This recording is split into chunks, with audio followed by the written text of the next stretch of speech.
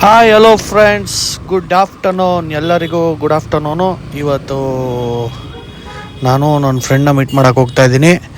So ಇವತ್ತು ನಾನು ನಿಮ್ಮ ಹತ್ರ ನಂದು ಒಂದು ಲವ್ ಸ್ಟೋರಿ ಇದೆ ಅಂತ ಹಂಚ್ಕೊಳ್ಳೋಣ ಅಂತ ಇಷ್ಟಪಡ್ತಾ ಇದ್ದೀನಿ. ಅದನ್ನು ನಿಮಗೆ ಹೋಗ್ತಾ ಹೋಗ್ತಾ ಡೀಟೇಲಾಗಿ ಹೇಳ್ತೀನಿ. ಏನದು, ಏನು ಲವ್ ಸ್ಟೋರಿ, ಹೆಂಗಾಯಿತು, ಏನು ಎತ್ತ ಅಂತ. ಆದರೆ ದಯವಿಟ್ಟು ನಾನು ಕೇಳ್ಕೊಳ್ಳೋದಿಷ್ಟೇ, ಹುಡುಗರ ಬಿ ಕೇರ್ಫುಲ್, ಯಾವತ್ತು ಯಾರೂ ಮೋಸ ಹೋಗಬೇಡಿ. ಸೊ ಏನಂದರೆ ಗುರು, ಏನೂ ಇಲ್ಲ, ಹಿಂಗೆ ಒಂದು ಹುಡುಗಿನ ಇಷ್ಟಪಡ್ತಾ ಇದ್ದೆ. ಆ ಹುಡುಗಿ ನನಗೆ ಇನ್ಸ್ಟಾಗ್ರಾಮಿಂದ ಪರಿಚಯ ಆದಾಗ ಹಿಂಗೆ ಕ್ಯಾಶುವಲಾಗಿ ಮೀಟ್ ಮಾಡಿ, ಸೊ ಹಂಗೆ ಹಿಂಗೆ ಅಂತೆಲ್ಲ ಮಾತಾಡ್ತಾ ಕ್ಲೋಸ್ನೆಸ್ ಬೆಳೆದು ಒಂದು ಕಂಫರ್ಟ್ ಝೋನ್ ಬೆಳೆದು ಲವ್ಗೆ ಕನ್ವರ್ಟ್ ಆಯಿತು. ಲವ್ ಮಾಡ್ತಾಯಿದ್ವಿ. ಸೊ ಲವ್ ಮಾಡ್ತಾಯಿದ್ದಾಗ ಏನಾಯಿತು, ಹಿಂಗೆ ಚೆನ್ನಾಗೇ ಇದ್ವಿ. ಒಂದು 6-7 ತಿಂಗಳು ಎಲ್ಲರೂ ಚೆನ್ನಾಗೇ ಇದ್ವಿ, ಚೆನ್ನಾಗೇ ಲವ್ ಮಾಡ್ತಾಯಿದ್ವಿ. ಸೊ ಆಮೇಲೆ ಹಿಂಗೆ ಔಟಿಂಗು ಮಾಮೂಲಿ, ಗೊತ್ತಲ್ಲ ಲವರ್ಸ್ ಎಲ್ಲ ಔಟಿಂಗು ಏನು ಅಂದರೆ ಹುಡುಗರು ಬೋಡಿಸ್ಕೊಂಡು ಹೋಗೋದೆ. ಹುಡುಗರ್ದು ಎಲ್ಲ ಕಿತ್ಕೊಂಡು ಉಳ್ಳಾಡಿಸ್ಕೊಂಡು ಎಲ್ಲ ಹೊಡಾಯ್ತದೆ, ಚಡ್ಡಿ ಗಿಡ್ಡಿ ಎಲ್ಲ ಮಾರ್ಕೊಂಬಿಡ್ತೀವಿ ನಾವು, ಹುಷಾರಾಗಿರ್ಬೇಕು. ಆದರೆ ಹಂಗಾಯಿತು. ಸೊ ಆವಾಗ ಏನಾಯಿತು, ಹಿಂಗೆ ಒಂದು 3 ತಿಂಗಳೆಲ್ಲ ಚೆನ್ನಾಗೇ ಇತ್ತು ಗುರು. 3 ತಿಂಗಳೆಲ್ಲ ಚೆನ್ನಾಗೇ ಇದ್ದಾಗ ಏನಾಯಿತು, ಹಿಂಗೆ ಬೆಳೀತಾ ಸರಿ ಆಯಿತು ಅಂದ್ಬಿಟ್ಟು ಅವ್ರ ಹುಡುಗಿ ಮನೇಲಿ ಅವ್ರ ಅಮ್ಮಂಗೆ ವಿಚಾರ ಗೊತ್ತಾಯಿತು. ಅವ್ರ ಅಮ್ಮಂಗೆ ವಿಚಾರ ಗೊತ್ತಾದಾಗ ಏನಾಯಿತು, ಅವ್ರ ಅಮ್ಮನೂ ಓಕೆನಪ್ಪ ಆಯಿತು ಮಾತಾಡೋಣ, ನಿಮ್ಮ ಮನೆಯವ್ರನ್ನೆಲ್ಲ ಕರೆಸಿ ಮಾತಾಡೋಣ ಅಂತೆಲ್ಲ ಹೇಳಿದ್ರು. ಸರಿ ಆಯಿತು ಅಂದ್ಬಿಟ್ಟು ನಾವು ಸುಮ್ಮನಾದೋ.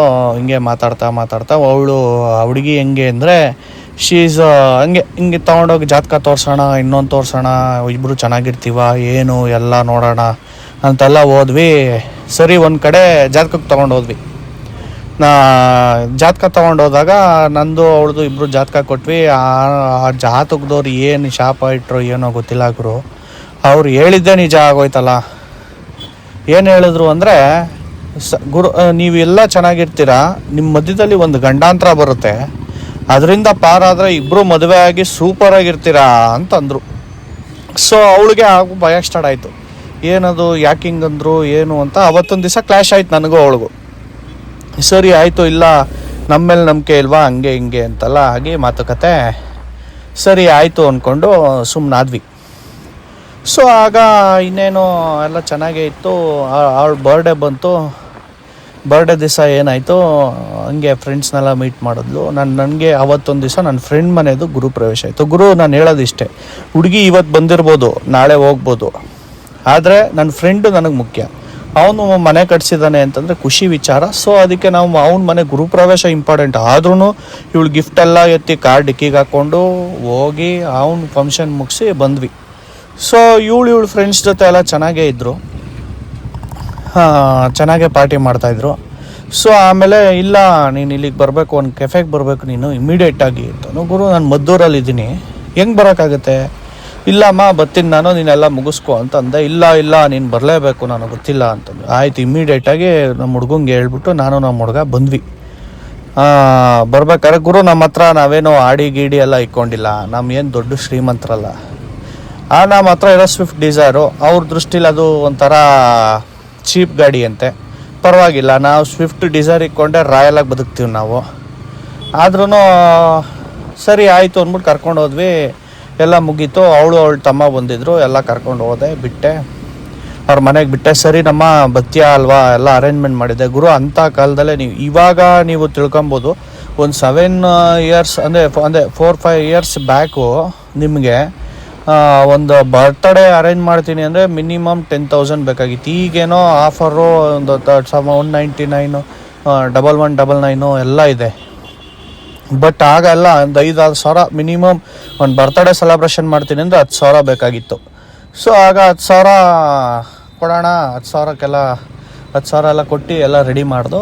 ಸರಿ ಆಯಿತು, ಸರಿ ನಾನು ಮನೆಗೆ ಹೋಗಿ ರೆಡಿಯಾಗಿ ಬರ್ತೀನಿ ಅಂತ ಹೋದವಳು. ಸರಿ ಆಯಿತು, ನಮಗೂ ಒಂಚೂರು ಕೆಲಸ ಇತ್ತು, ಮುಗಿಸ್ಕೊಂಡು ಬರೋಣ, ನಾನು ಬಂದು ಪಿಕ್ ಮಾಡ್ತೀನಿ ನಿನ್ನ ಅಂತ ಹೇಳ್ಬಿಟ್ಟು ಹೋದೆ. ಸರಿ ಒಂದು 5 ಗಂಟೆಗೆ ಬಂದೆ ಗುರು.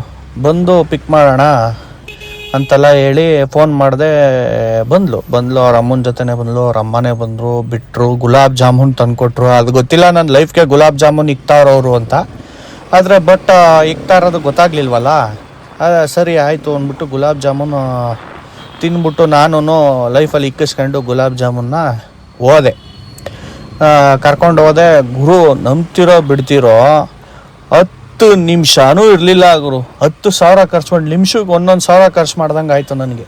10,000 ಖರ್ಚು ಮಾಡಿ 5,000-6,000 ಕೊಟ್ಟು ಗಿಫ್ಟ್ ಕೊಟ್ಟು ಎಲ್ಲ ಮಾಡಿ, ಸರಿ ಆಯಿತು. ಹೇಳಿದ್ದು ಹೇಳಿದ್ದು ಹೇಳ್ಬಾರ್ದು, ಸರಿ ಒಪ್ಕೊತೀನಿ, ಅದು ತಪ್ಪು, ಅದು ಪರವಾಗಿಲ್ಲ. ಆದರೆ ನಾನು ಮೋಸ ಹೋದೆ ಅನ್ನೋದು ನನಗೆ ಗೊತ್ತಾದಾಗ ಅದೆಲ್ಲ ಹೇಳಲೇಬೇಕಲ್ವ. ಹುಡುಗರಿಗೆ ಮನಸ್ಸಿಲ್ಲ, ಹುಡುಗರೇ ಮೋಸ ಮಾಡೋದು, ಹುಡುಗಿರು ಮೋಸ ಮಾಡಲ್ಲ ಅಂತ ಹೇಳ್ತಾರಲ್ಲ. ಹುಡುಗಿರ್ಗಾದರೆ ಕಾನೂನಿದೆ, ಇನ್ನೊಂದಿದೆ, ಮತ್ತೊಂದಿದೆ. ಬಟ್ ಹುಡುಗರಿಗಿಲ್ಲ. ಹುಡುಗರು ಏನೇ ಮಾಡಿದ್ರು ತಪ್ಪೇ. ಬಟ್ ನಾನು ಎಲ್ಲರನ್ನೂ ಕೇಳ್ಕೊಳ್ಳೋದಿಷ್ಟೇ, ಮೋಸ ಹೋಗಬೇಡಿ. ಆಮೇಲೆ ಏನಾಯಿತು, ಹಿಂಗೆಲ್ಲ ಕರ್ಕೊಂಡೋಗಿ ಬಂದೆ. ಇಲ್ಲ ನಾನು ಹೊರಡಬೇಕು, ನಮ್ಮಪ್ಪ ಕಾಯ್ತಾ ಇರ್ತಾರೆ, ನಮ್ಮಪ್ಪ ಬೈತಾ ಇದ್ದಾರೆ, ಹಂಗೆ ಹಿಂಗೆ ಅಂತೆಲ್ಲ ಅಂದರು. ಸರಿ ಆಯಿತು. ನನಗೆ ಯಾಕೋ ಅಳು ಬಂದ್ಬಿಡ್ತು. ನನ್ನ ಫ್ರೆಂಡ್ ಇದ್ದ, ನನ್ನ ಬೆಸ್ಟ್ ಫ್ರೆಂಡು, ಅವನು ಇವತ್ತಿಗೂ ಇದ್ದಾನೆ, ಇನ್ನು ಮುಂದೆನೂ ಇರ್ತಾನೆ. ಸೊ ಅದಕ್ಕೀಗ ಆಮೇಲೆ ಏನಾಯಿತು, ಅವನ್ನ ತಪ್ಕೊಂಡು ಗಟ್ಟಿಯಾಗಿ ಹತ್ಬಿಟ್ಟೆ. ಮಚ್ಚ ನಾನು ತಪ್ಪು ಮಾಡ್ಬಿಟ್ಟೆ, ಇಷ್ಟಪಟ್ಟು, ಯಾಕೋ ನಾನು ತುಂಬ ತಪ್ಪು ಮಾಡ್ತಾಯಿದ್ದೀನಿ ಅನಿಸುತ್ತೆ ಅಂತಂದೆ. ನಮ್ಮ ಹುಡುಗರೆಲ್ಲ ಬಂದರು. ಆವತ್ತೊಂದು ದಿವಸ ನನಗೂ ಅವಳಿಗೂ ಅವತ್ತು ಕ್ಲ್ಯಾಶ್ ಆಯಿತು. ತುಂಬ ಜೋರು ಗಲಾಟೆನೇ ಆಯಿತು. ನೀನು ಹಿಂಗೆಲ್ಲ ಮಾಡಿದೆ ಮತ್ತೆ ಅಂತ. ಸರಿ, ಅಲ್ಲಿಗೆ ನಿಂತೋಯ್ತು. ಒಂದು 2 ದಿವಸ ಅವಳು ಫೋನ್ ಮಾಡಲಿಲ್ಲ, ನಾನು ಫೋನ್ ಮಾಡಲಿಲ್ಲ. ಗುರು, ಇದರಲ್ಲಿ ಯಾರು ಏನು ಬೆನಿಫಿಟ್ ಮಾಡ್ಕೊಂಡ್ರೋ ನನಗೆ ಗೊತ್ತಿಲ್ಲ. ಬಟ್ ನಾನು ಹೇಳೋದು, ಎಲ್ಲರೂ ತನ್ನ ಸ್ವಾರ್ಥಕ್ಕೆ ಹೇಳ್ಕೊಳ್ಳೋದು ಅಲ್ವಾ. ಏನಾಯಿತು ಅನ್ನೋದು ನಿಮಗೆ ನೆಕ್ಸ್ಟು ಈ ವಿಡಿಯೋದಲ್ಲಿ ತಿಳಿಸ್ಕೊಡ್ತೀನಿ, ಪಾರ್ಟ್ 2 ಅಲ್ಲಿ. ಏನಾಯಿತು, ಯಾರ್ಯಾರು ಉಪಯೋಗಿಸ್ಕೊಂಡ್ರು, ಯಾರ್ಯಾರು ಏನಾಗಿದ್ದಾರೆ, ಇವತ್ತು ಯಾರ್ಯಾರು ಹೆಂಗಿದ್ದಾರೆ, ನಾನು ಹೆಂಗಿದ್ದೀನಿ, ಎಲ್ಲ ನಿಮಗೆ ನಾಳೆ ವಿಡಿಯೋದಲ್ಲಿ ತಿಳಿಸ್ಕೊಡ್ತೀನಿ.